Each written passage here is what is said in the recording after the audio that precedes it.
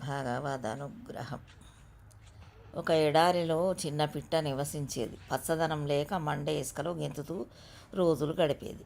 ఒకరోజు నారదుడు అటుగా వెళ్తే పిట్ట కష్టాలు చూసి జాలిపడి అడిగాడు, ఓ చిన్ని పిట్ట, ఇంత ఎండలో ఏం చేస్తున్నావు? నీకు సహాయం కావాలా అని అడిగాడు. పిట్ట, నా జీవితం ఆనందంగా ఉంది, కానీ వేడిని భరించలేక నా కాళ్ళు మండిపోతున్నాయి. ఇక్కడ ఒక్క చెట్టు ఉంటే హాయిగా జీవించగలిగేదాన్ని అని అన్నది. నారదుడు పరమాత్మ దగ్గరికి వెళ్ళి వినతిని చెప్పాడు. విష్ణుమూర్తి, అక్కడ చెట్టు పెరగడం విధి రాతలో లేదు, నేను మార్చలేను, కానీ ఉపశమనానికి ఒక మార్గం చెబుతాను. ఎప్పుడూ ఒక కాలు మీదే నిలబడి మరొక కాలుకు విశ్రాంతి ఇవ్వమని చెప్పు అన్నాడు. నారదుడు తిరిగి వచ్చి పిట్టకు భగవంతుని సందేశం చెప్పాడు. పిట్ట ఆనందంతో కృతజ్ఞతలు తెలిపింది. నారదుడు ఆశ్చర్యపోయాడు. ఇందులో ఇంత సంతోషమా? చెట్టు రాలేదు కదా.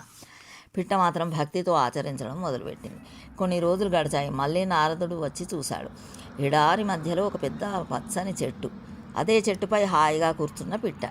ఆశ్చర్యంతో మళ్ళీ పరమాత్మను అడిగాడు. విష్ణుమూర్తి నవ్వుతూ, నారద, నేను చెప్పినట్లే జరిగింది. విధిలో చెట్టు రాయలేదు, కానీ పిట్ట భక్తి, శ్రద్ధ, కృతజ్ఞతతో నా ప్రసాదాన్ని స్వీకరించింది. ఆ పవిత్ర హృదయానికి నా అనుగ్రహం కలిసి అసంభవాన్ని సంభవం చేసింది. అందిన దాన్ని ప్రసాదంగా భావించాలి, కృతజ్ఞతతో స్వీకరించి ఆచరించాలి. కావలసింది ఏమిటో ఆయనే ఇస్తారు. భక్తి, శ్రద్ధ, విశ్వాసం, కృతజ్ఞత వలన పరమాత్మ అనుగ్రహం పుష్కలంగా లభిస్తుంది. జై శ్రీమన్నారాయణ.